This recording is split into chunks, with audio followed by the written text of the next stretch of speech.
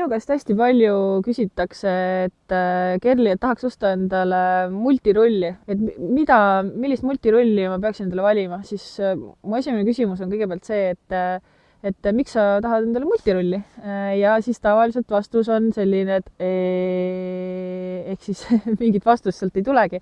Et mulle tundub, et multirullist on saanud justkui trend, aga lühidalt lihtsalt selgitada, mis on siis nagu multirulli ja Hasperrulli vahe, ma ei hakka minema üldse tehniliseks, selle kohta võib rääkida tunde, miks, millal ja miks eelistada multirulli ja millal eelistada siis klassikalist Hasperrulli. See on siis klassikaline Hasperrull, mida valdav enamus kasutab ja sellise klassikalise ridva peal. Siin on mul Lucky Johni Vanrexi rits, täiesti korralik haugipüügiritt ja Makora Spin siis Hasperrull.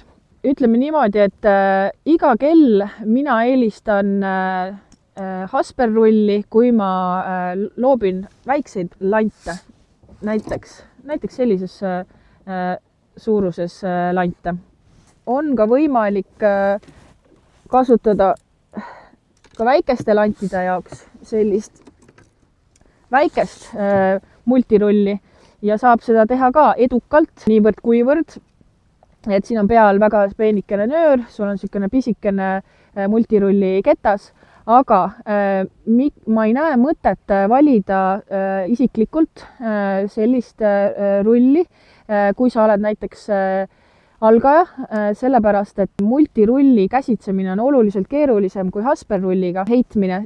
Siin sa pead ikkagi seda viske pealt, sa pead natukene ikkagi kontrollima seda viset sellega, et sa pidurdad siit näpuga seda lanti, sest et väga kerge on tulema siia sasid. Sa teed heite ära ja kui sa siit näiteks ei pidurda õrnalt, siis võib juhtuda väga suur õnnetus, mis väga tihti algajatel ka juhtub, et viskab suure puntra siia kokku ja kõik võib-olla ongi su püük läbi või siis on tund arutamist. Et väikeste lantide loopimiseks kindlasti mina eelistan siis Hasperrulli, aga ei saa üle ega ümber siis multirullist sellistel juhtudel, kui sa tahad kasutada näiteks selliseid lante.